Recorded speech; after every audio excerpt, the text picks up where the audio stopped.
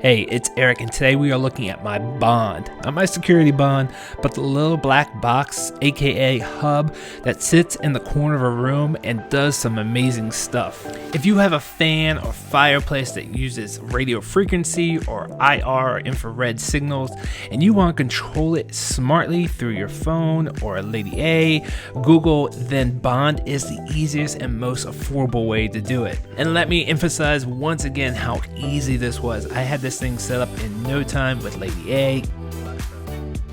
Turn on the fan. Google, and I even used Homebridge or Hoobs to get into HomeKit because that's my primary system. So if you have Hoobs or Homebridge, yes, it's super easy to bring in there. It's not native to HomeKit, but yes, you can bring it in.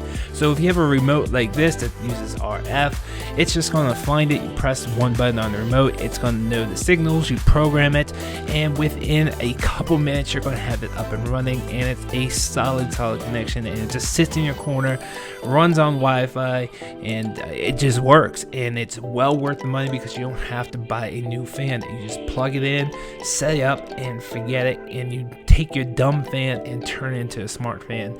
And I'm super happy with this purchase.